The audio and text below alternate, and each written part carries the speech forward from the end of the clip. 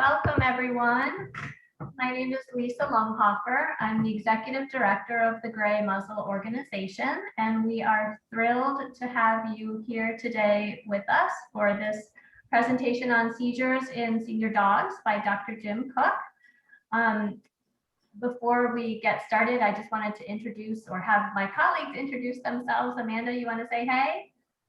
Hi, I'm Amanda. I'm Gray Muzzle's administrator. And Laura Merrick. I'm Laura Merrick. I am Gray Muzzle's communications and impact manager. Thanks for joining us today. So the three of us will be monitoring questions. So please feel free to enter questions in the question box if you're joining us via Zoom. If you're on Facebook Live, you can type your questions in the comments, and Amanda, Laura, and I will be looking at those questions and fielding them and sending them to Dr. Cook, and hopefully he'll be able to answer those. We'll have some time for question and answer at the end. So with that, let me introduce Dr. Cook. He is a highly regarded neurologist and neurosurgeon with more than 40 years of experience in the field. He received his PhD in neurophysiology from the University of Georgia and his DBM from the Ohio State University. He's board certified for more than 35 years and has a special interest in spinal surgery and MRI interpretation. Dr. Cook has authored and co-authored more than 30 refereed veterinary and human journal articles, textbook chapters, and research abstracts in some of the world's most well-respected industry publications. He has also presented on a wide range of topics on local, state, national, and international stages. He currently practices as specialists in companion animal neurology in Clearwater, Florida, where he works in partnership with each patient's primary care veterinarian to diagnose and treat dogs and cats with neurological disease. And he was kind enough to give a presentation a month or two ago, and it was so well received, and we're just delighted to have you back with us today, Dr. Cook. So with that, I will turn the virtual floor over to you. Welcome. Thank you. It is a pleasure to be here. I let my gray hair and mustache grow out so that I would fit into the society a little better. And my colleagues are fond of saying, if you've been around long enough to have seen it all, you've also gotten old enough to have forgotten quite a bit of it too. The seizures are a very relevant topic.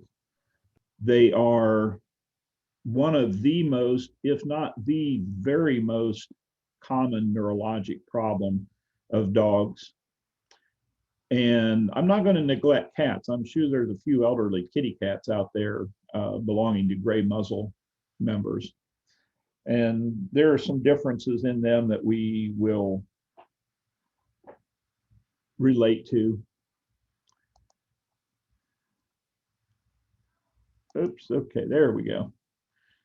And what we're going to do today, we're just going to go through some general topics about what a seizure is. Why do they occur? How do we recognize them, diagnose them?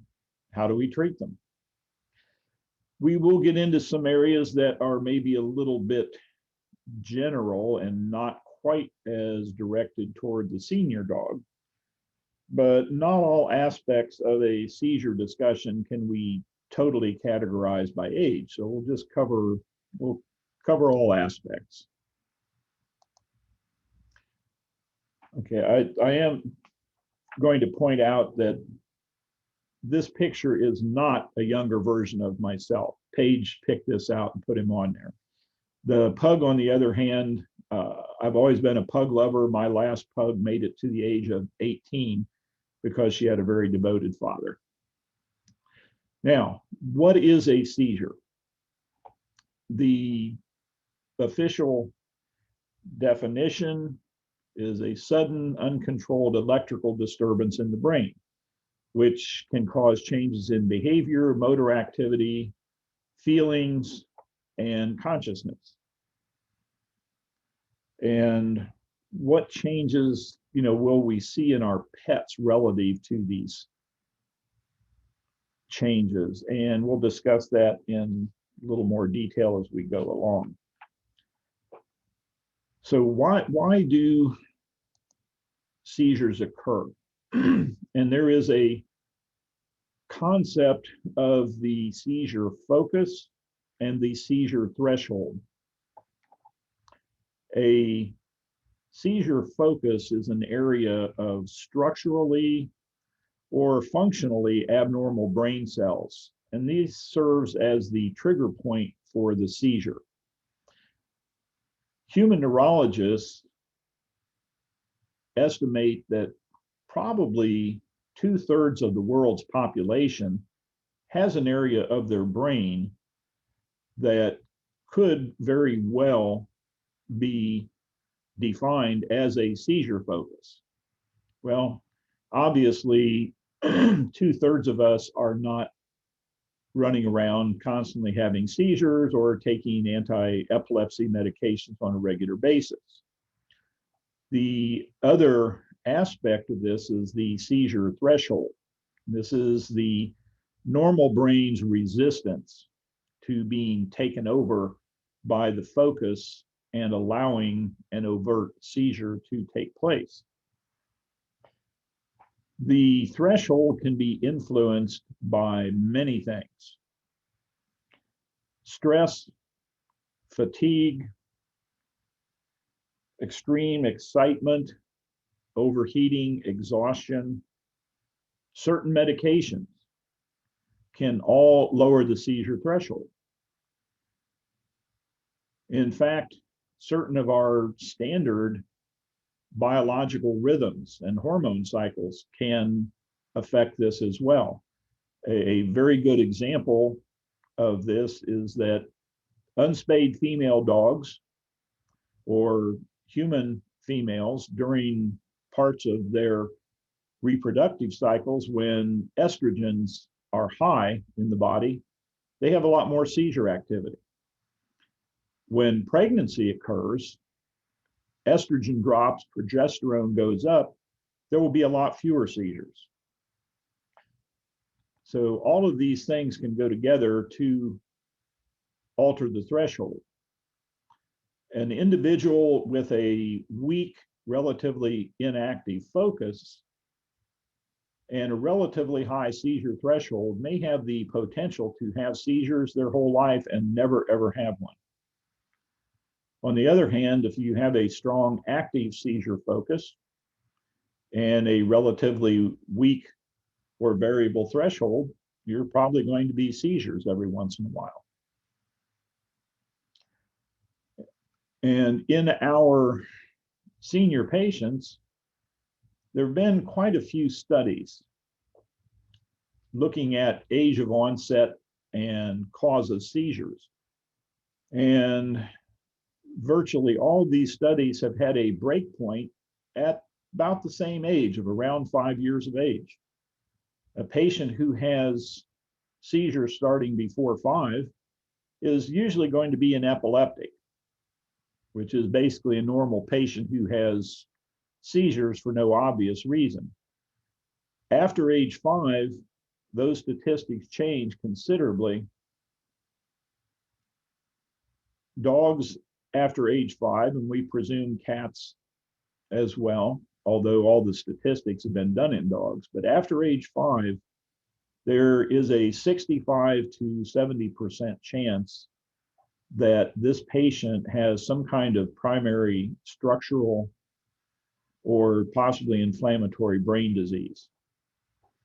Now, the seizure focus theory may not hold water quite as well in the situation where there's a metabolic cause or an intoxicating cause for the seizure, but in point of fact, it does, because what happens is that metabolic abnormality or that intoxication eventually will cause a group of brain cells to be irritated enough to go ahead and serve as a seizure focus.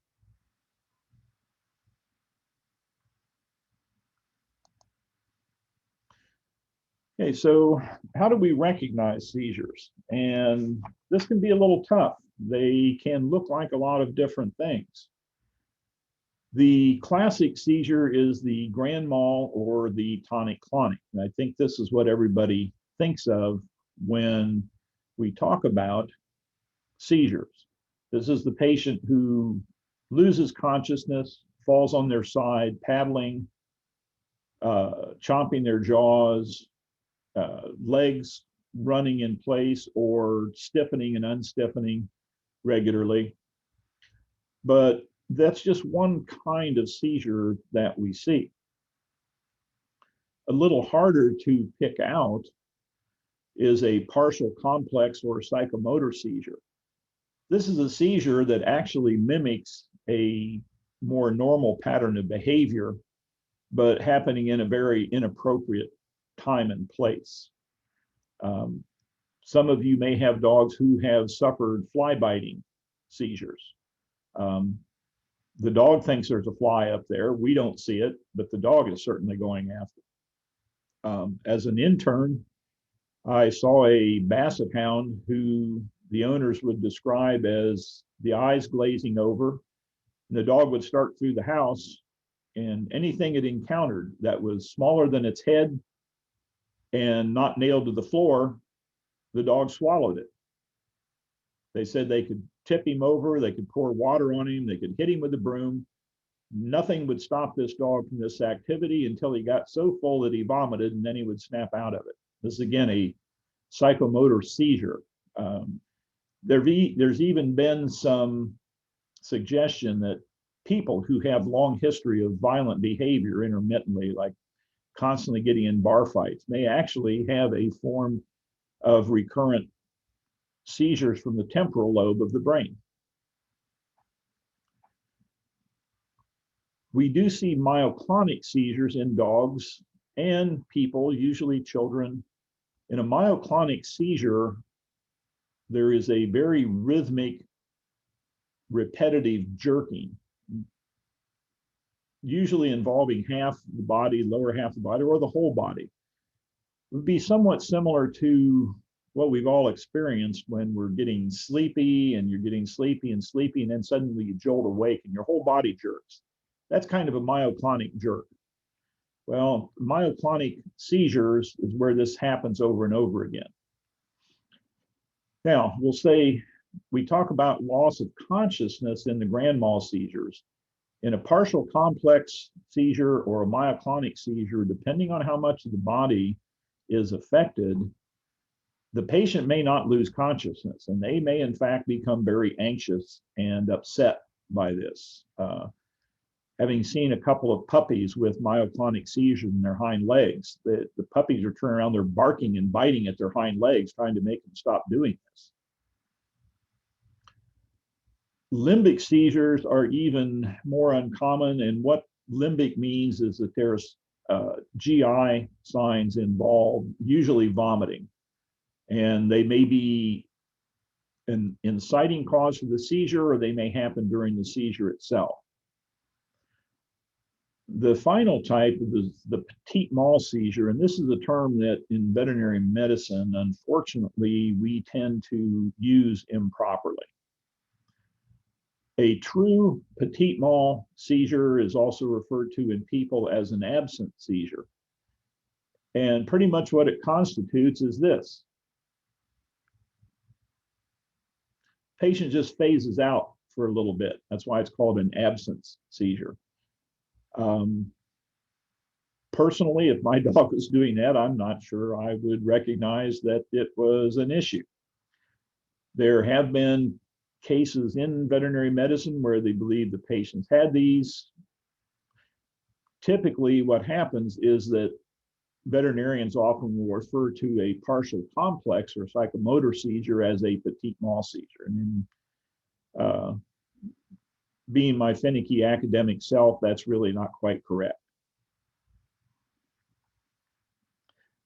One of the things that is very helpful in the early years of my career, I started into neurology training in the late 70s. There were not cell phones with video attachments. And anybody who takes pictures or video of animals and children earns their money. We tried oftentimes to have a video camera handy and get pictures of what the patients were doing, usually without a lot of success. And I can remember with some embarrassment the things I went through trying to imitate various forms of seizure activity in front of student groups and student rounds, trying to let them know what this looked like. Now that we can take a video at the drop of a hat, it's very helpful, and I don't have to do those shenanigans anymore. Now, not everything like that is a seizure. We have some imposters here. And certain intoxications may look like a seizure. Now, this may be splitting hairs a little bit, but an example, cats who have been exposed to pyrethrins. They jerk, they twitch, they're upset, they flop around, but this is not a seizure. This is something that's happening out in their spinal cord and peripheral nerves, causing muscle twitching and jerking. It's not coming from their brain. It's not a true seizure. Same thing. Back in the old days, people used to put out strychnine baits for varmints, and sometimes deliberate baits for dogs with strychnine, which cause horrible spastic abnormalities. But again, this is a blockage of inhibitory nerve cells, neurons in the spinal cord. It was not a true seizure. But there are intoxicating agents that can cause true seizures. So it's important to be able to recognize the difference. A cat with pyrethrin intoxication does not need anti-epilepsy drugs. That cat needs intravenous muscle relaxers. I see a lot of patients who are referred to me for suspected seizures. And what I find is that that patient has extreme neck pain from a ruptured disc or possibly a meningitis. And having suffered from neck issues myself for many years, the muscle spasms and the pain can be really, really extreme, to the point where the patient's head is twitching, jerking.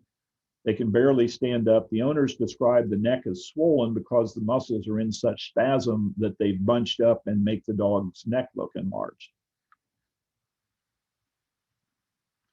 There is a condition called head bobbing syndrome, which in extreme forms is hard to tell from a partial complex seizure. These are dogs who will sit in one place, and if they're not distracted, they're not occupied, their head will begin to bob. It may go up and down, it may go side to side, and it can become extreme to the point where the dog's whole body is shaking in response to the head bob. This is not a seizure. This is some kind of abnormal interaction of stretch receptors of the muscles in their neck. And it's interesting, you can see one of these dogs that looks like he's going to shake himself right off the couch. Offer them a treat that makes them stretch their neck out to reach it, and it stops. One of the most difficult things sometimes to tell from a seizure is syncope. Syncope is actually a cardiac condition. Certain arrhythmias or heart conditions will result in a sudden drop of blood flow to the brain, and the patient passes out. In most cases, there's not much motor movement associated with syncope. There is usually a history of heart disease. Now, cats with syncope will have a lot more motor activity. It may be very difficult to tell it from a true seizure. We see a lot of vestibular events or vertigo in dogs and cats. And this usually results in a significant head tilt, sometimes to the point where the patient cannot stay upright. They just roll with their legs extended in a very awkward posture until they come up against the wall. They can't roll any farther, and they're just stuck there with their head rotated between 90 and 180 degrees on its axis, and with abnormal eye movements. Now, this is not a seizure. And usually it's not a stroke either, which is again something veterinarians often describe this as. It is just a bad vertigo, balance disorder, but in its extreme forms may be hard to tell from a seizure. We are developing a better understanding of what are called movement disorders or dyskinesias. Actually, the head bobbing syndrome we just mentioned, that is a type of movement disorder. There are others more involving the limbs.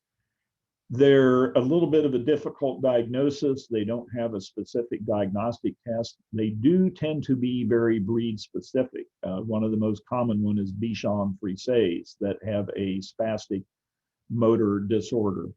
There's another one that in Scotty's called Scotty cramp. As they walk around, their muscles begin to cramp and the dogs become very jerky, very spastic, and then just fall over.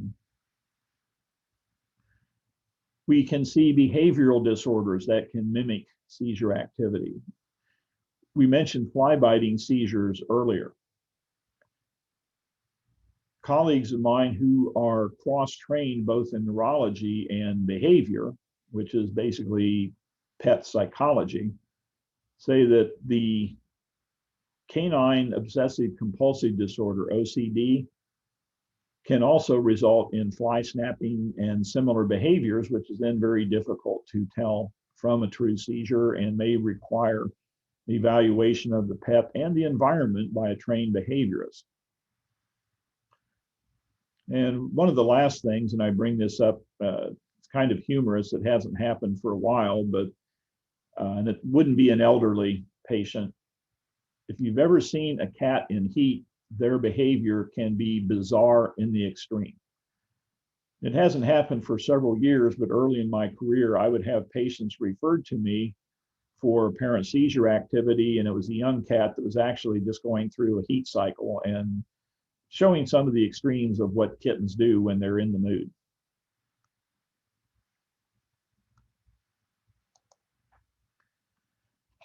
Okay, so once we've gotten to the point where we're pretty sure we're dealing with seizures, we take a stepwise approach to this and not just testing, but going back through the history, questioning the owner, looking at the age, breed, and sex of the dog. That's the signalment is the age, breed, and sex of the patient.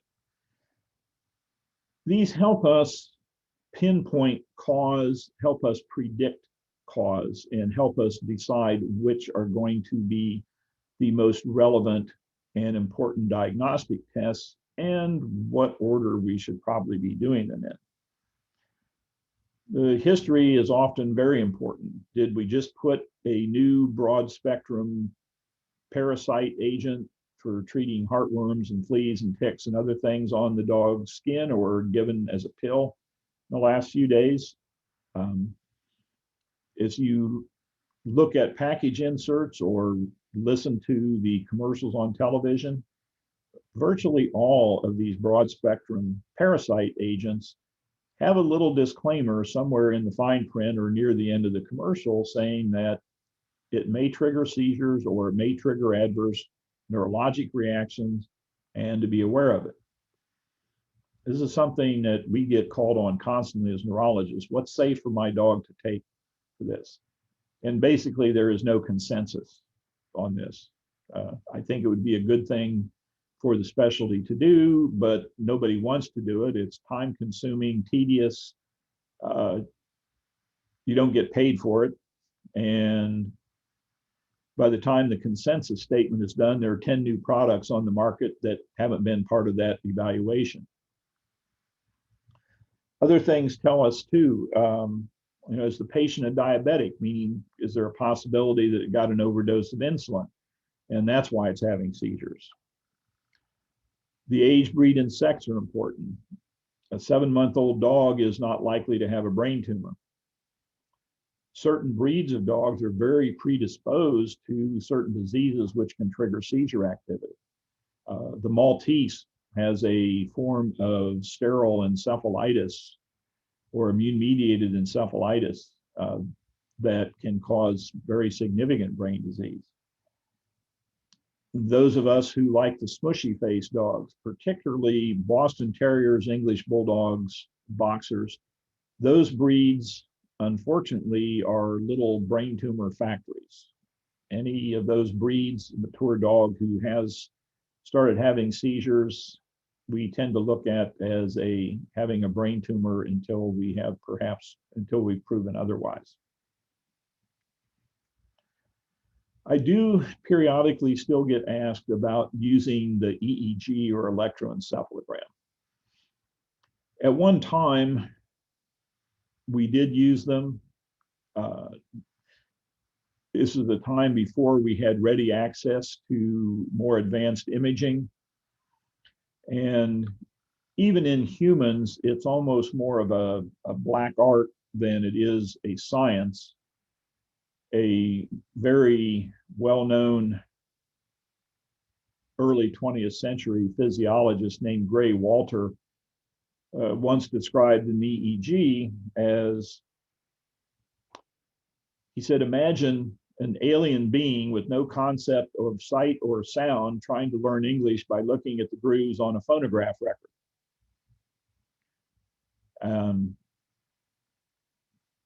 A human neurosurgeon collaborator that I used to work with was a little more blunt. He said it's like trying to study fish by looking at the waves on the surface of the lake. But there can be valuable information derived from it in human medicine. They do use it to try to identify a seizure focus. And in certain types of epilepsy in people, controlling the seizures is not always enough. You have to demonstrate the activity of the focus is also being depressed, and there may be continued pathology developing in the brain, even though seizures are not occurring. It's very difficult for us to be as precise with EEGs in veterinary medicine. If you take 1,000 people of various ethnic and racial backgrounds, they're still going to have a very similar and very large projecting dome of their head, skull, and brain with a relatively uniform thickness of skin, bone, and muscle. If you look at dogs just within a breed, trying to put electrodes around on their skull, you're going to have some electrodes will be quite a ways removed from the brain. And there is a limited area where you can put that electrode, and just within a breed, the head shape, structure, and thickness of the various structures is going to vary widely. Then when you start looking at the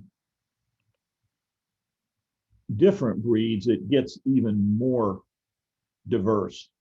And the final thing is that it's a little bit difficult to get a dog to lay still with electrodes stuck in their scalp and get a tracing when they're awake.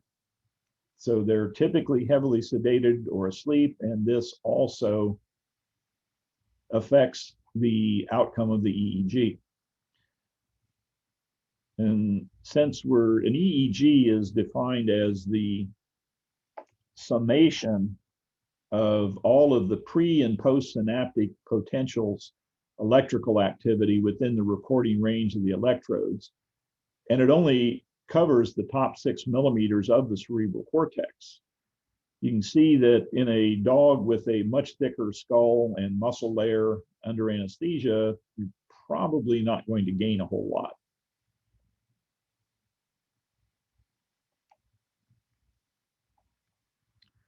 Because of the advent of more advanced imaging, particularly MRI, now that we can see cross-sectional, longitudinal, coronal sections of the brain with MRI, there's not a whole lot of benefit for us in continuing EEGs.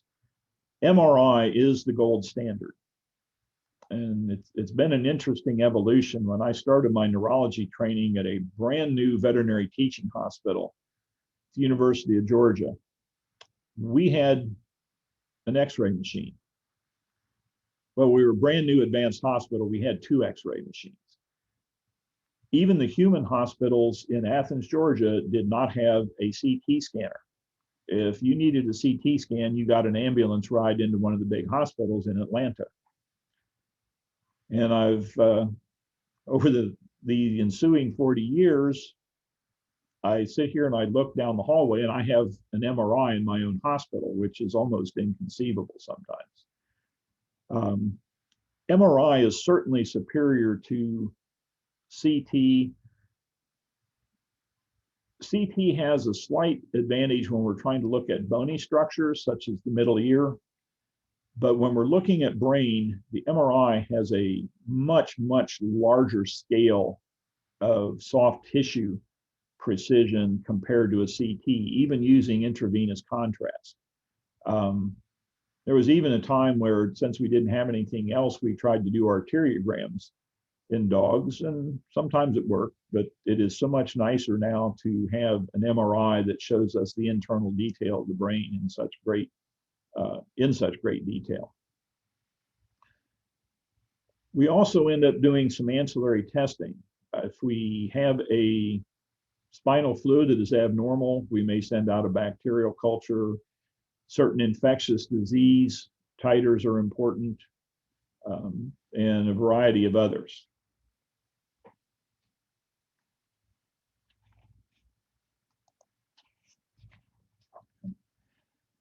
Just looking at some of the basic categories of disease then we find that cause seizures.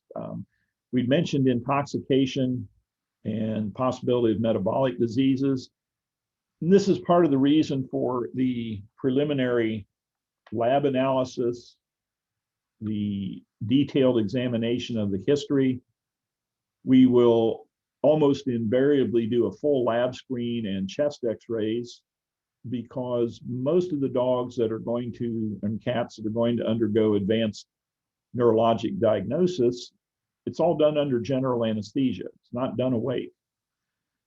It's partly for anesthetic safety, but partly too, we can sometimes detect important disease entities by taking a look at those lab evaluations, those x-rays. Probably about once every 6 weeks, I'll have a dog come in for a seizure evaluation. And when we do their chest x-ray, we find that that patient already has metastatic cancer. And that's probably our answer at that point, without having to go to the difficulty and expense for the owner of an MRI. It's not good for the dog, but it's a rational way to proceed. I always hate finding a metastatic brain tumor with an MRI when I could have found the metastatic disease with the chest x-ray. And we mentioned the intoxication with the broad spectrum flea, tick, heartworm, GI parasite medications, and others. There is a very popular antibiotic called metronidazole or Flagyl. It's very often used in patients who have significant GI disease, and it works great for that. But certain patients are very sensitive to it. If the GI tract is damaged, they may absorb more of it than usual. And sometimes the patients are, for whatever reason, left on it at too high a dose or too long a period of time. And the metronidazole itself will cause neurologic disease, including vestibular attacks and true seizures. So this is one of the things, again, we have to look at back in our history, physical and preliminary evaluation. One of the most important ones, I knock on wood, I have not been caught by this yet. I've seen several colleagues do it. I'm sure if I stay in practice long enough, it'll get me too.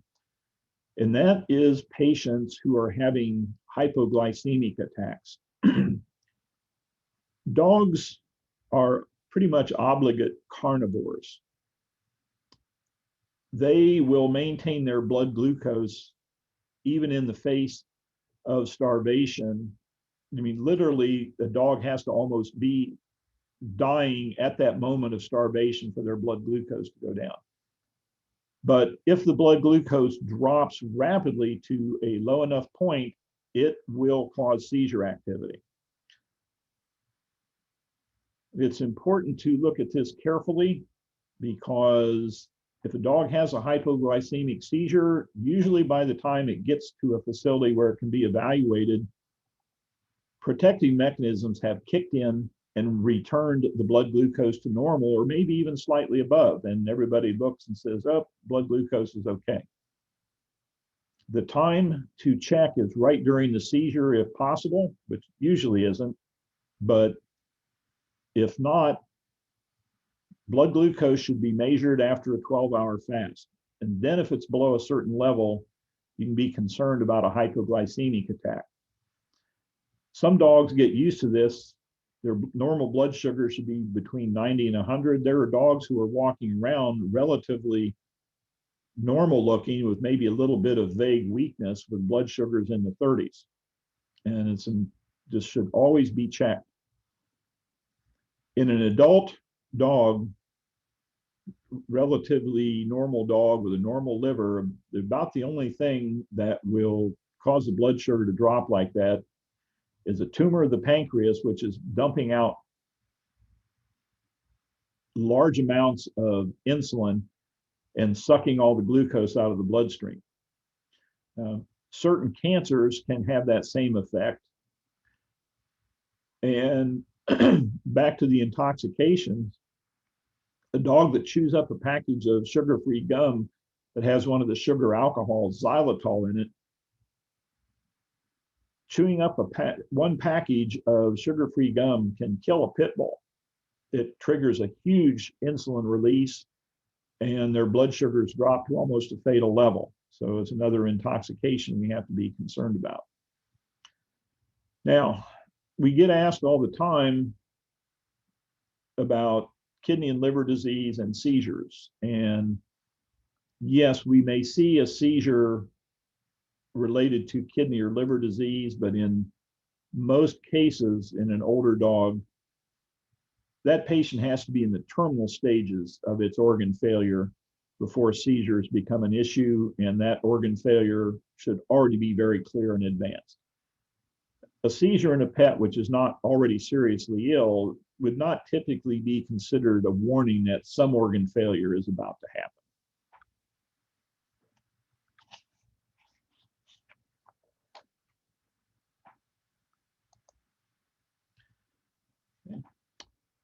I decided to include vascular disease along with structural disease because a hemorrhage or loss of blood supply to an area of the brain does result in a structural change in that area. True strokes are comparatively rare in pets, and they have exceptional collateral circulation, making them more resistant to stroke. At a meeting not long ago, we had a guest speaker who is actually from the medical school at the University of Miami, and they were using dogs trying to make a stroke model for studying strokes in people, and they were having trouble doing it.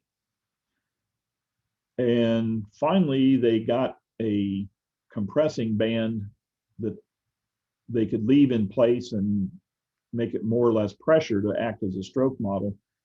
They got the brain to swell and react, and they finally said, oh, great, this is what we want. So they closed it up and went home thinking they had their stroke model. And the audience was laughing because we knew what was coming. And the research said, we came back the next morning, and the dog was standing up in the cage wagging his tail like, hey, that was fun, let's do it again.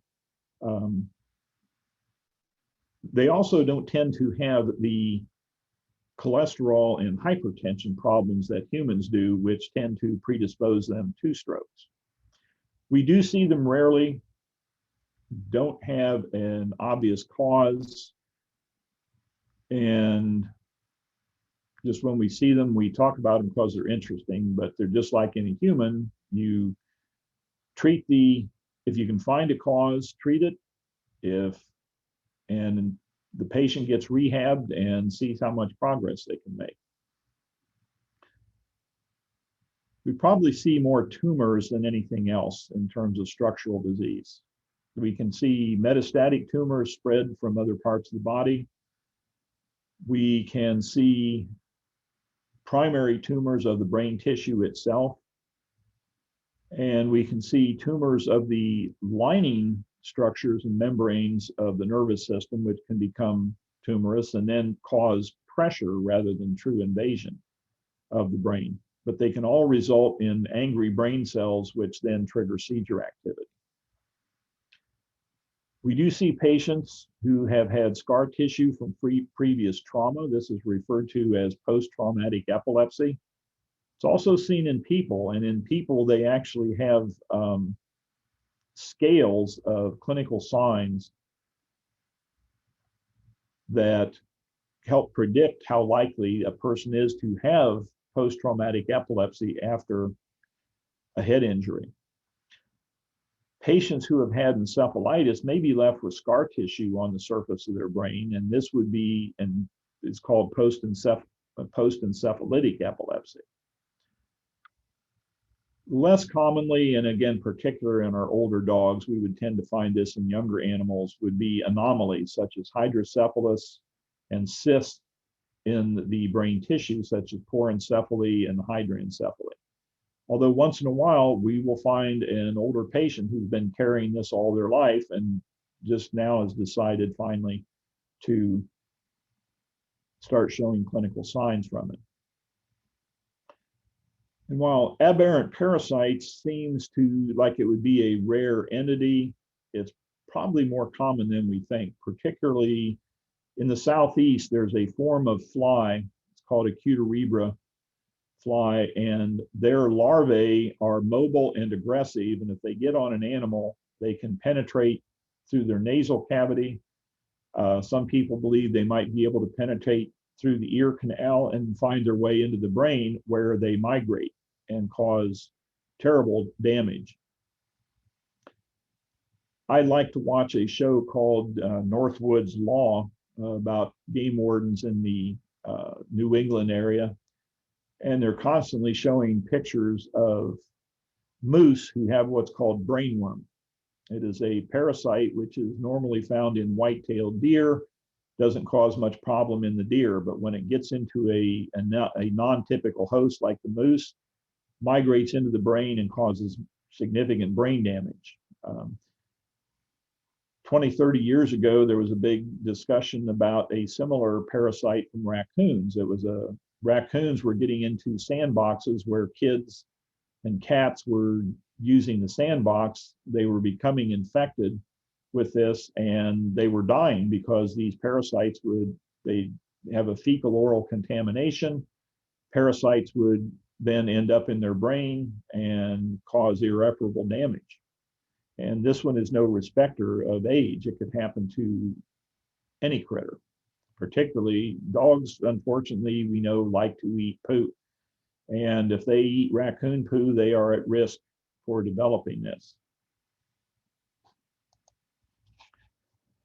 Inflammatory disease or encephalitis is a pretty common issue as well. It can be caused by any infectious agent, bacteria, viruses, fungal agents, other uncommon ones like different types of algae or protozoa. The primary goal here is to find out what the organism is, usually by spinal fluid analysis and infectious disease titers, and then apply appropriate antimicrobial therapy. We see a lot of non-infectious or immune-mediated encephalitis, and there's a number of names: GME for granulomatous meningoencephalomyelitis, MUE or MUO, meningoencephalitis of unknown etiology or unknown origin, and NME, necrotizing meningoencephalitis. These tend to be found in certain breeds a lot more commonly than others. So there may be a genetic component which causes an immune-mediated reaction against brain tissue. We used to think that these diseases were had clear boundaries and were pretty breed specific. Now that concept is in doubt. I mean, any dog can get this. It is not, there's no breed that's immune from it. And some more detailed pathology studies have shown there may not be as much difference between these as originally thought. But these are treated once diagnosed by some MRI characteristics and also by spinal fluid evaluation, or treated with steroids and with different immune modulating drugs.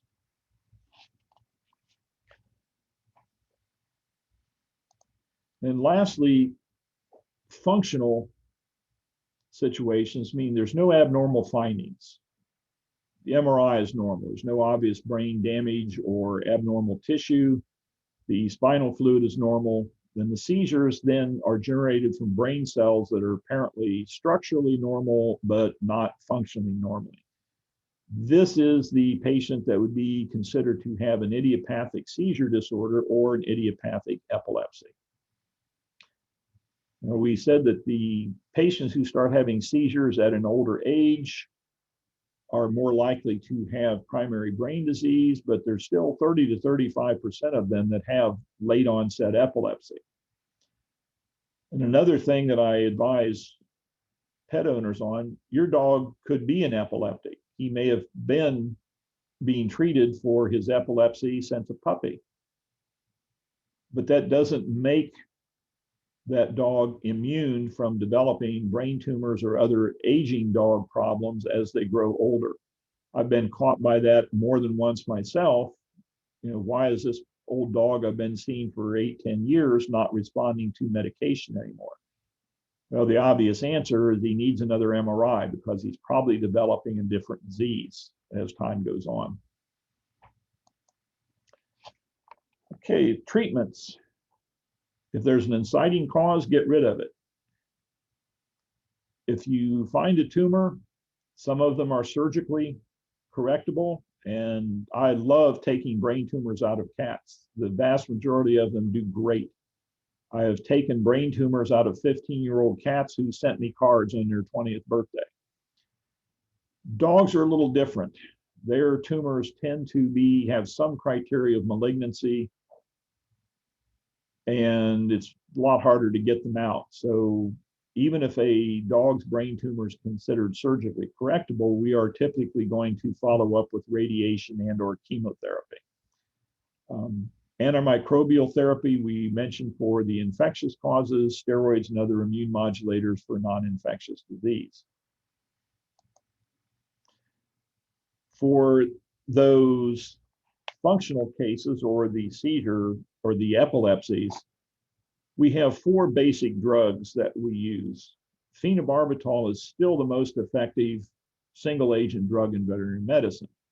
It is unfortunately got the most side effects too, in terms of sedation, possible liver damage, increasing appetite, weight gain. Bromide is the oldest anticonvulsant known to veterinary medicine and to human medicine for that matter. It has fallen out of favor in human medicine because phenobarbital and dilantin and multiple other drugs work quite a bit better with, or at least with fewer side effects. We have revived it in veterinary medicine because it is inexpensive, relatively free, not totally, but relatively free of side effects. It's very similar to phenobarb in the way it works, not identical.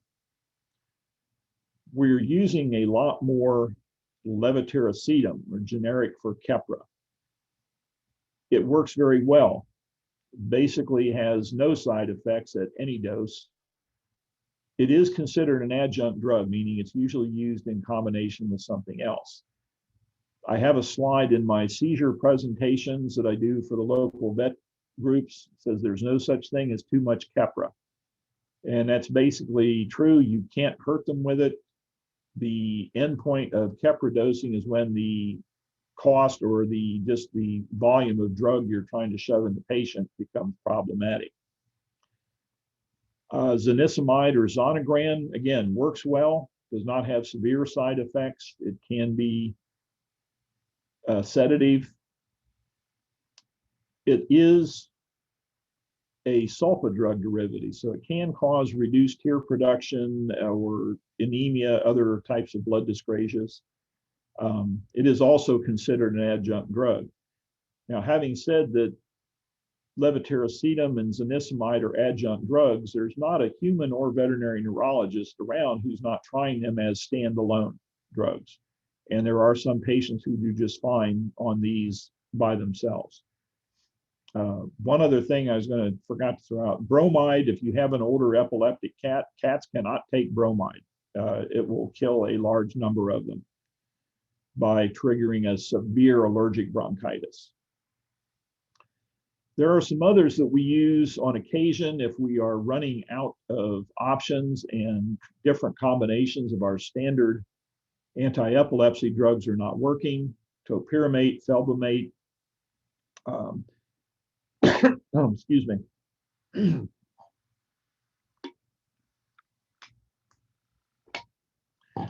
Imepitoin or Pexion actually is a drug we have great hope for. It has been used in Australia and Europe for many years as a very effective and low side effect anti-epilepsy drug. It has recently been approved for use in the United States. Unfortunately, the drug company that has the rights for distribution has kind of been sitting on it for over 2 years, and they're thinking now maybe next year it'll get on the market. So we are hoping that that gets out where we can use it pretty soon. I get asked a lot about diet in seizure disorders, and the hard and fast knowledge is that aside from just having the patient on a well-balanced, complete diet, there are 2 prescription diets, NeuroCare from Purina and BD for Brain Diet from Hills, that have been proposed. The Brain Diet is a ketogenic diet. It is been shown to just kind of improve overall brain health. The NeuroCare has been demonstrated to reduce seizure activity. It's not going to eliminate the need for anti-epilepsy drugs, but it may make life a little bit easier than and make the control better. I don't know much about acupuncture. I know a lot of my colleagues who practice complementary medicine use acupuncture, and particularly implanting beads in the head at certain acupuncture points. In human medicine, it hasn't been shown to be very effective. There have been some studies in veterinary medicine that say it kind of helps, but none of the studies are standardized, and so it's more anecdotal than anything else. And I just realized that there's one thing I didn't put on here. What constitutes an emergency in dealing with seizures? I generally tell people, if your dog starts having a seizure, look at the clock. If you get to 3, 4, 5 minutes and it's still going on, head for emergency help. And even if the dog stops on the way there, continue and have them checked out.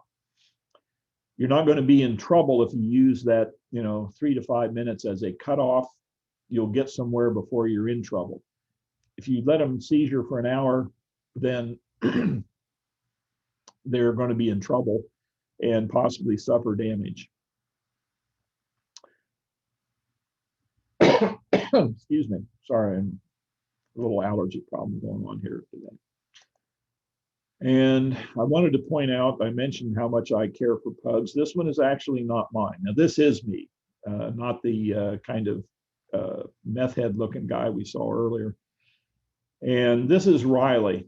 Riley is definitely a gray muzzle kind of guy. He's deaf.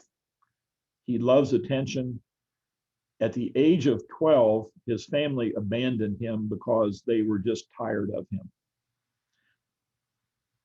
Thankfully, one of my technicians found him. She adores him. He adores her.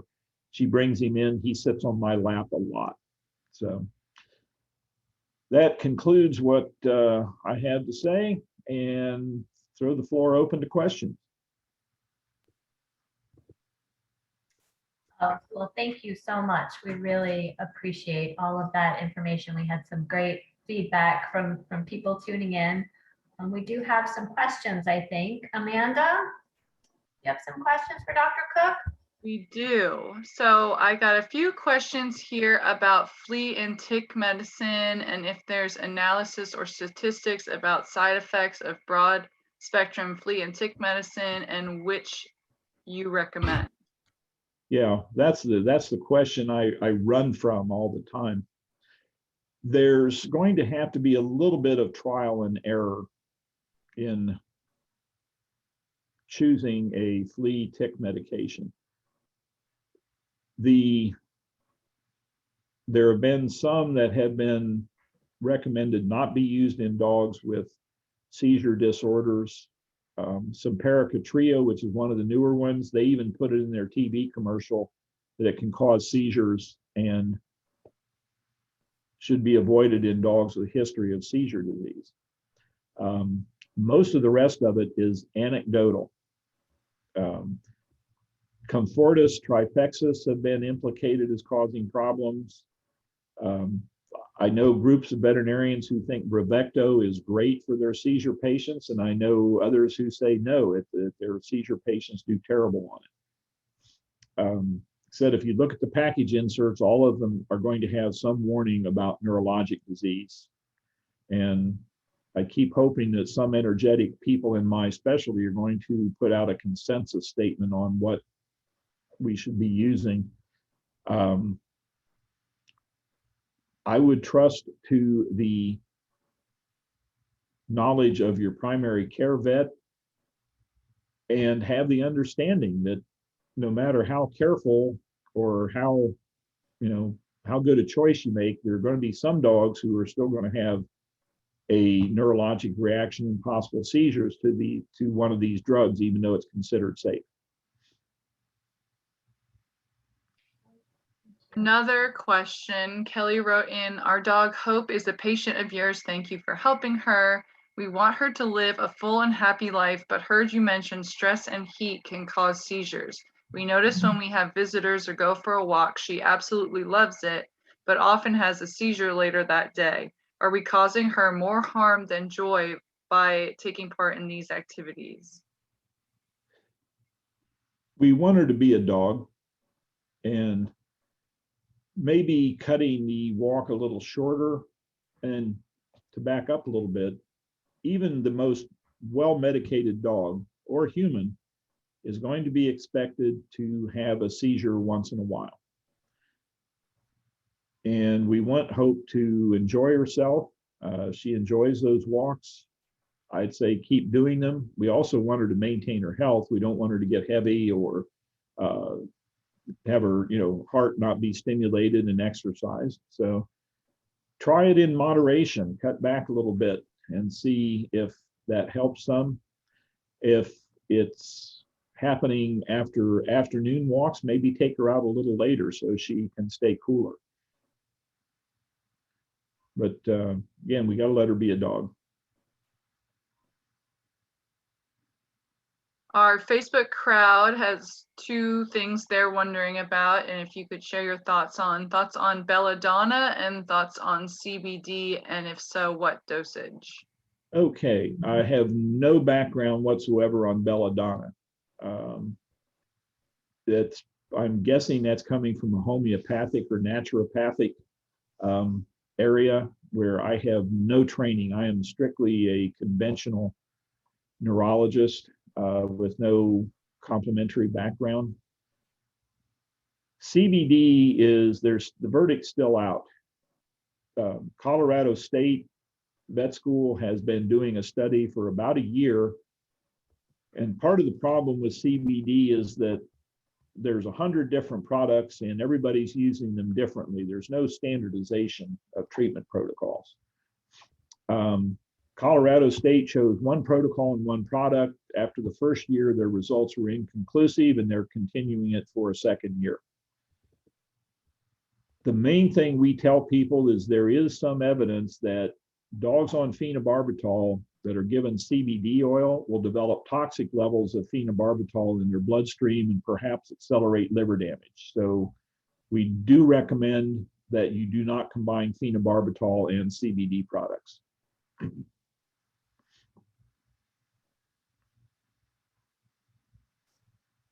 have a question here, Dr. Cook. Karen wants to know whether or not dogs are experiencing pain when they're having a seizure. No, they're not. It looks awful, but they are basically unconscious.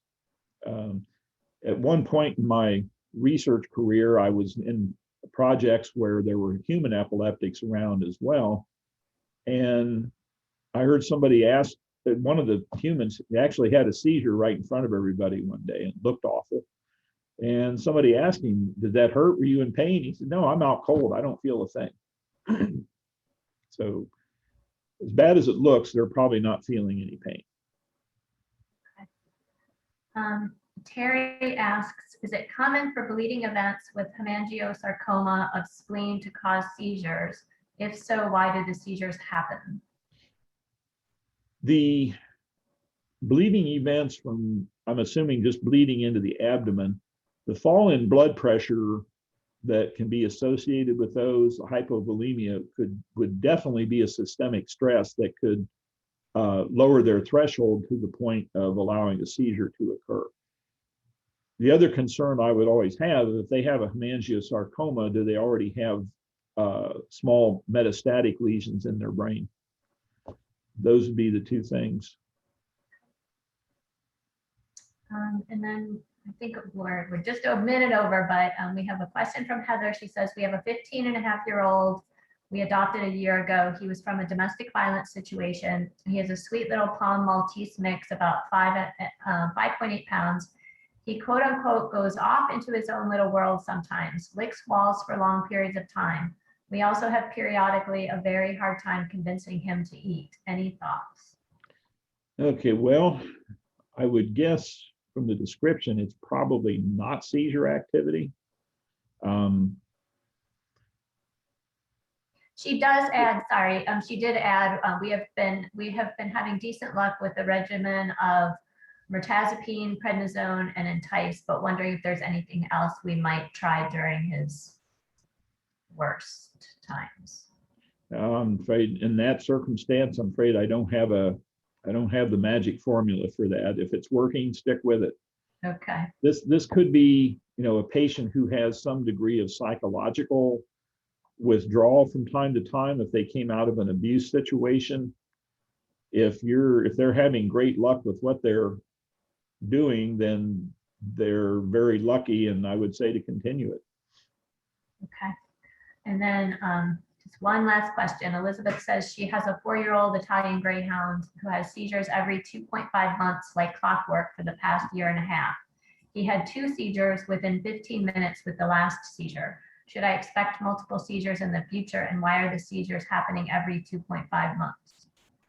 There's probably some internal cycle, metabolic cycle, be it hormonal or some other body rhythm or circadian rhythm, that during that period of time causes his seizure threshold to drop. A one-time situation where there's 2 seizures does not necessarily mean that he's going to start having clusters. Something to watch. If he does decide to start having clusters, there's not much you can do other than just, continue to treat the seizures. But this would not be a strong indicator that you should expect him to turn into a cluster patient.